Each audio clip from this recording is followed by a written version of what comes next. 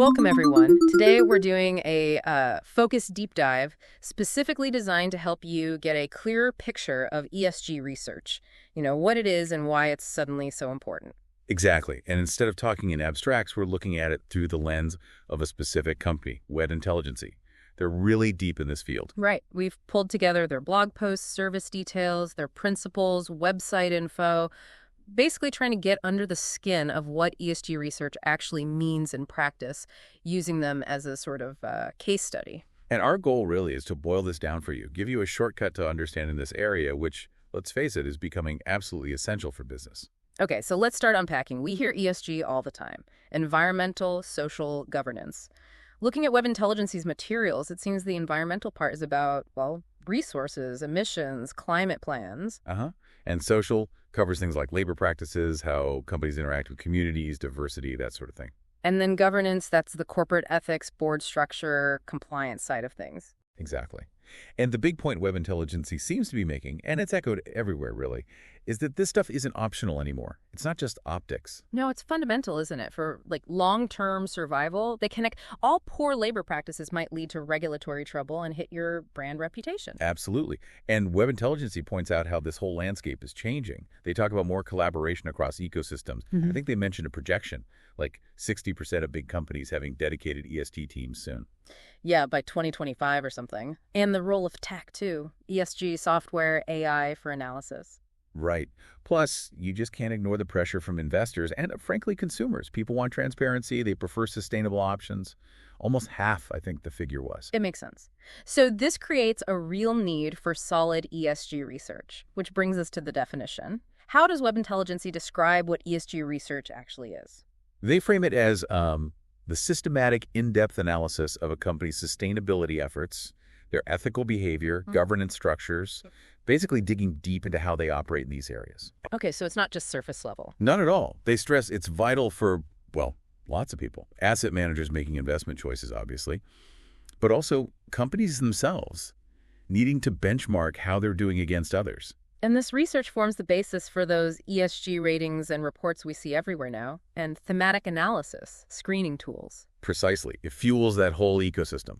So how does Webintelligency fit into this? How do they position themselves? They present themselves as pioneers in ESG research and consulting. And interestingly, they highlight specific expertise in Scope 3 website monitoring and competitive analysis. Scope 3, remind me, those are the indirect emissions, right? Like in the supply chain. Exactly. Often the biggest chunk of a company's footprint, but notoriously hard to track. So focusing there suggests they're tackling a really complex but important part of the puzzle. Okay, that's a specific niche. What about their main services? They list market intelligence, so looking at the broader market, competitors, that kind of thing, then specific ESG research reports, and also consulting and training, helping companies actually use these insights. What stood out to me was their phrase, integrated intelligence solutions. It sounds like they're deliberately trying to connect the dots between market trends and sustainability performance. Yeah, not just looking at ESG in a silo.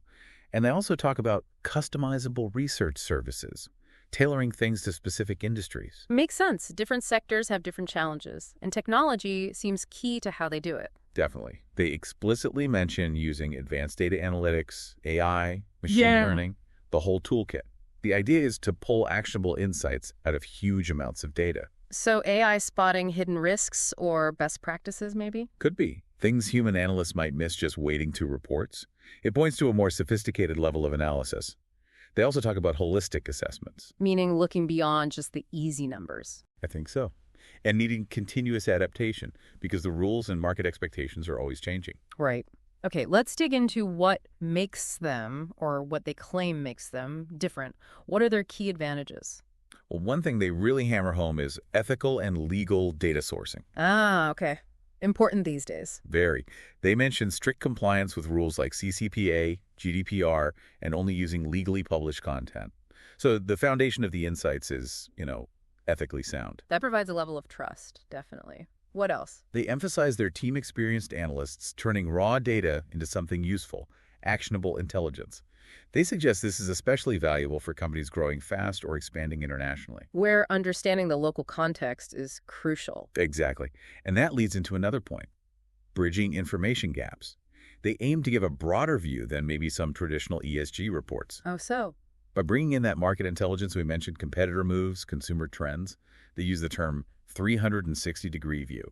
Okay, so connecting ESG performance to things like supply chain risks or new regulations coming down the track or changing customer demands. Precisely that.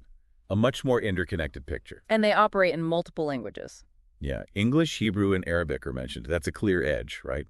Lets them access more diverse sources and cater to international clients with more cultural nuance. Absolutely. Now, something interesting. While they talk about data analytics, the language they use, nuanced understanding, holistic view, analyzing ethical behavior, it suggests they aren't just looking at quantitative data. That's a really good point. It implies a significant qualitative element, too. You can't just put a number on ethical culture or governance effectiveness easily. Right. It often needs that, well, qualitative assessment, looking at statements, actions, underlying principles. Maybe that's part of their holistic approach, a blend. It seems likely. Combining the hard numbers with that deeper qualitative understanding probably gives a much richer picture of a company's real ESG standing. It acknowledges the tangible and intangible aspects. So let's clarify this. How does what Webintelligency offers differ from just, say, general market research? That's a key distinction, I think. General market research might tell you about industry size, growth, who the players are. Standard stuff. Right. But focused ESG research takes those market dynamics and specifically analyzes them through the lens of environmental impact, social responsibility, governance. How are competitors acting on ESG? What are the ESG risks in this market trend? Okay, so it adds that sustainability and ethics layer. Exactly. And Webintelligency seems to integrate them even more tightly using ESG insights to understand market position and vice versa. It's not just an add-on layer, it's woven in. Giving businesses a view of where they stand, both commercially and ethically, and how those two things interact. That seems to be the goal, identifying risks and opportunities that sit at that intersection. So boiling it down, what are the core benefits for a business using a service like this? Well, the big one is getting those actionable insights we keep mentioning.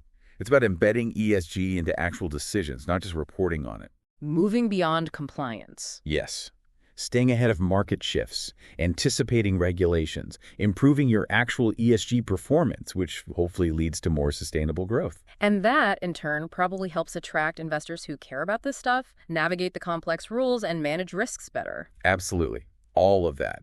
Plus, the fact they offer tailored solutions, consulting, training it, suggests they're aiming to be partners in implementation, not just data providers. And they mentioned their leadership, Amir L., highlighting his background in market intelligence and innovation. Yeah, positioning themselves as forward-thinking, not just reactive, which, in a fast-moving field like ESG, is probably quite important.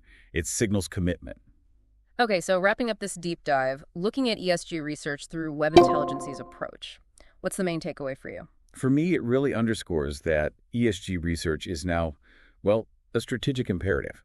It's way past being a box-ticking exercise. Right. And companies like Webintelligency are showing how valuable it is to go deep, to get truly actionable insights into sustainability and ethics, not just surface noise.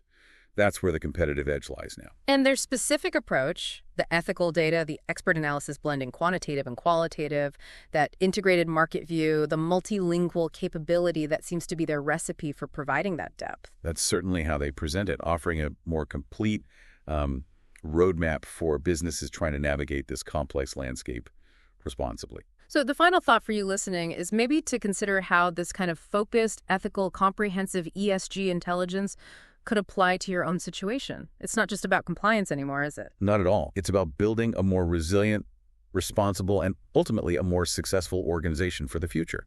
It's about finding that sustainable competitive advantage in a world that increasingly demands it.